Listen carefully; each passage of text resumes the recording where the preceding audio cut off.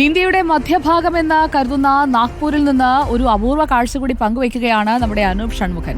2 railway പാതകൾ പരസ്പരം മുറിച്ചു കിടക്കുന്ന ഡയമണ്ട് ക്രോസിംഗ്. രാജ്യത്ത് ദില്ലിയിലും ഡയമണ്ട് ക്രോസിംഗ് ഉണ്ടെങ്കിലും നാഗ്പൂരിലേത് ഡബിൾ ലൈൻ ക്രോസിംഗ് എന്ന നിലയിൽ പ്രശസ്തമാണ്. ഇരു പാതകളും ചേർന്ന് 9 ഡയമണ്ട് മാതൃകകളാണ് ട്രാക്കിൽ തീർത്തിരിക്കുന്നത്. നാഗ്പൂർ ജംഗ്ഷൻ റെയിൽവേ സ്റ്റേഷനോട് ചേർന്ന് വടക്ക് ക്യാബിന്റെ ഭാഗത്താണ് സഞ്ചാരികളെ ആകർഷിക്കുന്ന ഡയമണ്ട് ക്രോസ്.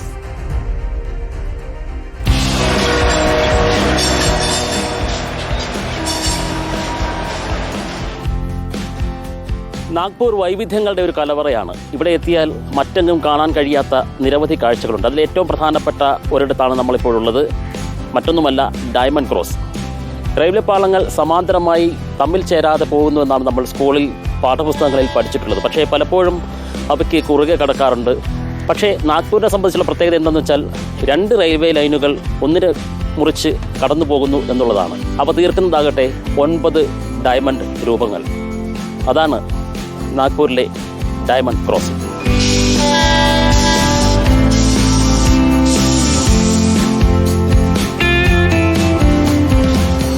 മിക്ക സമയത്തും ഇതുവഴി ട്രെയിൻ കടന്നു പോകുന്നെങ്കിലും വളരെ കുറച്ച് ട്രെയിനുകൾ മാത്രമാണ് നമ്മുടെ ഈ ഡയമണ്ട് ക്രോസ് കടന്നു പോകാറുള്ളത്. 4 പ്രധാന പാതകൾ ആണ് ഈ ഒരു ജംഗ്ഷനെ ഡയമണ്ട് തീർക്കുന്നത്. അതായത് കിഴക്ക് നിന്ന് ഗോണ്ടിയിൽ നിന്ന് വരുന്ന ഹൗറ റൂർക്കല റായ്പൂർ ലൈൻ, വടക്ക് ന്യൂഡൽഹിയിൽ നിന്ന് വരുന്ന ഒരു ലൈനുണ്ട്. അതാണ് നമ്മളിപ്പോൾ ട്രെയിൻ പോകുന്നത് കണ്ടത്. കിഴക്ക് നിന്നും പടിഞ്ഞാറ് നിന്നും വന്ന് നേരെ തെക്കോട്ട് പോകുന്ന ഒരു ലൈനുണ്ട്.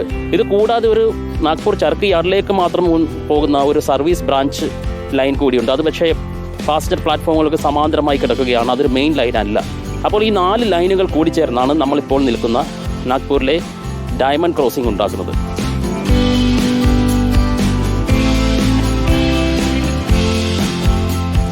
നമ്മളിപ്പോൾ കാണുന്നത് നാഗ്പൂരിലെ ചരക്ക് യാർഡിൽ നിന്നുള്ള ഒരു പാസഞ്ചർ ലൈൻ, ചരക്കിൽ തീവണ്ടി പോകുന്നതാണ്.